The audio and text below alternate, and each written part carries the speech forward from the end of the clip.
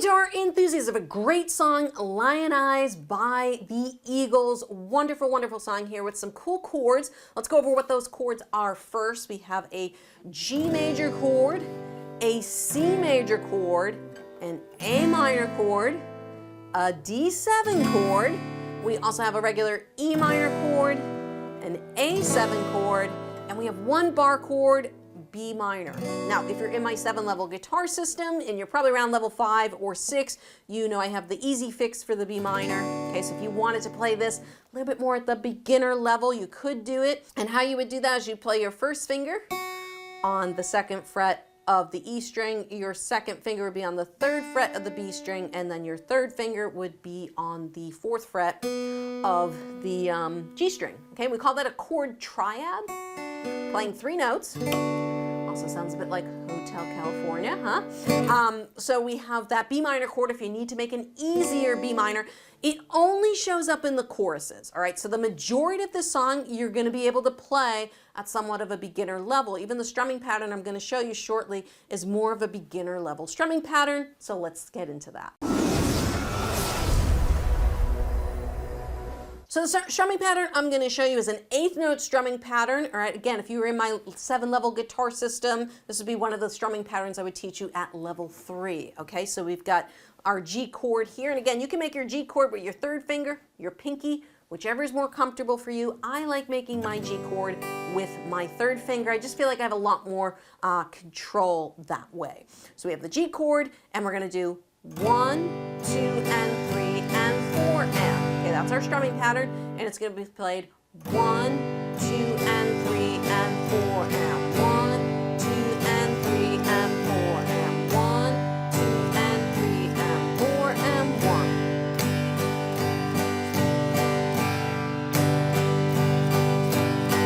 1. Now the Eagles, this strumming pattern, the song's actually a little bit peppier than that. So let's try picking up the speed just a little bit. And I think the song really goes 1, 2, and 3, and 4, and 1, 2, and 3, and 4, and 1, 2, ready, and.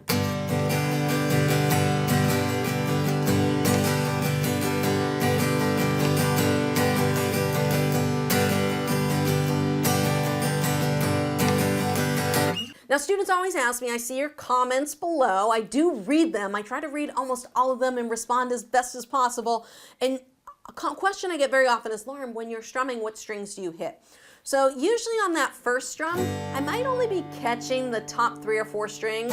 I'm not always strumming fully through the chord, but typically on a down strum, you're gonna get most or all of the strings, and then on the up strums, you may only be getting the bottom 3 or 4 strings, so keep that in mind when you're strumming. On the up strum, it's not so important to get those bassy notes, and that's how you can tell when your ear gets more developed to hearing guitar and music. That's how you know the difference between a down strum and an up strum. So down strum is a lot more bass to it versus an up strum, which has a lot more treble and tinniness to it. So let's talk about the intro that we're going to be doing here. So the chord progression for this is 2 G chords, 2 C chords, the A minor chord, okay, the D7, and then a double G. Now, with Eagle songs, there's usually many different guitar parts. So there's going to be other notes and stuff you're going to hear coming in on the recording. There's another guitar that's picking single notes. We're just going to be sticking with the strumming. So let's just give that strumming pattern a try over this intro. Ready? So we got 1, 2, and 3, and 4, and.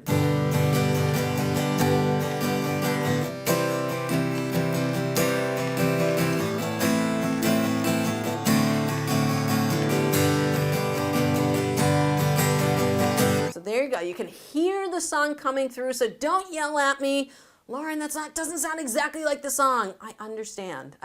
There's lots of guitar parts. We're doing this at more of a beginner level. We're not the Eagles, okay? At least I'm not the Eagles.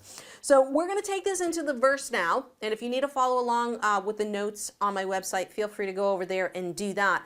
And we're going to take this strumming pattern. Now there's 2 things I got to mention here. The endings change on these verses, so you have to listen. There's 3 different endings, okay, that we're going to go over for these verses. The first ending is we just play a double G chord. Okay, that's pretty simple. But on the second verse, we actually play 1 G chord, and then we split a C chord and a D chord together. So we have a split measure on the second verse, okay? So how that's gonna sound is it's gonna be 1, 2, and 3, and 4, and 1, 2, and 3, 4, and. So on those split measures, we're changing the strumming to down, down, up, down, down, up. All right, so from the G chord, it's gonna be.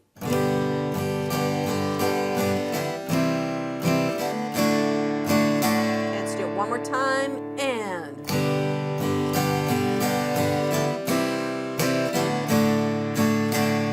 And then on the third verse, there's one more variation. We have a G chord, and then we're just going to strum and hold the G chord. And that's when we jump into our chorus. So that's going to sound like this. Okay, so those are our 3 ending variations. We have a double G chord where we'll just keep strumming. We have a single G chord with a split measure of C and D, and we're going to change the strumming pattern over those 2 chords. And then we just have one G chord and then a strum and hold, which is going to take us into the chorus. So let's go through the first 3 verses before we jump into that chorus section. So let's take it from that intro. Okay, this way we get our strumming pattern in line, and then we'll jump right into these verses. Okay, ready? 1, 2, and 3, and 4, and.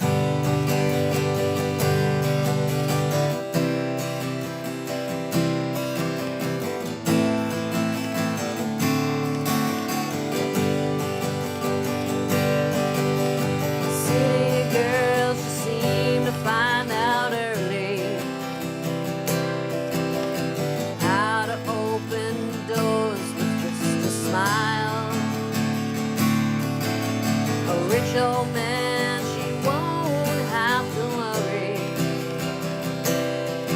She'll dress up all in lace and go in style. Late at night, a big old house gets lonely. I guess every form of refuge has its price, and it breaks her heart to think her love is only given to a man with hands as cold as ice. So she tells him he must go out for the evening to comfort an old friend who's feeling down. But he knows where she's going as she's leaving. Headed for the cheap side of town. You can't hide. So this is where we jump into that chorus. So we've hit that G with the strum and hold, which tells the listener something's gonna change here, and that change is the chorus section of the song. So this is where our B minor chord gets introduced, and it's only introduced once, fortunately, in the entire chorus, and it's coming from an E minor chord. So if you were going to use the bar chord, your first finger is kind of already in place for where that bar would be, which is nice about the E minor. Okay, I would probably release the chord a little bit to get into that B minor. I wouldn't pivot into it. It's kind of hard to pivot into a bar chord. Now, if you were going to go for the easy B minor, my recommendation would be to move that first finger first all the way down to the bottom and get to the easy B minor. So from E minor, shoot that first finger down, second, third finger, get them in place, and then you can play the easier B minor chord.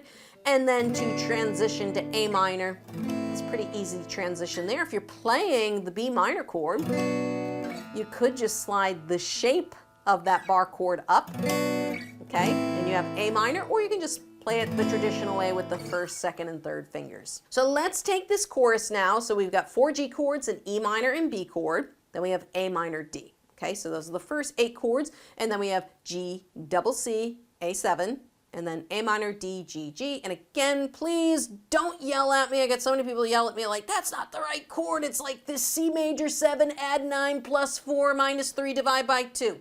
I get it. I'm just simplifying the song so that we can play and have fun with it. That's what we do here on this channel. We make songs like this fun to play. So let's take it from the chorus, okay? You can't hide. So we've just strummed our G, and it's waiting for us to get into You Can't Hide. So let's, we'll take it from she's headed for the cheatin' side of town, A minor, C, G. Ready? So she's headed for the cheatin' side of town. You can't hide your lying eyes and your smile's thin disguise. But by now you realize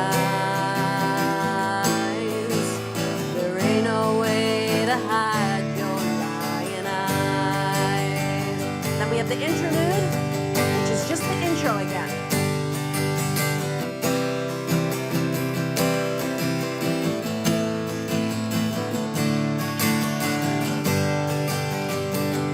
You probably saw in that intro, I accidentally played the D chord instead of the D7. The song actually uses the D7 chord. I played a D chord, but guess what? It still sounded good, right? So it just goes to show you, if you don't know those 7 chords that well and you're having trouble getting into that D7 chord because you haven't practiced it enough yet, you can easily just play the regular D chord and it's gonna sound perfectly fine. You don't have to be a purist, okay? It'll work and the song will sound great. If you're interested in learning more fun Eagles tunes, then go check out my Eagles playlist right over there.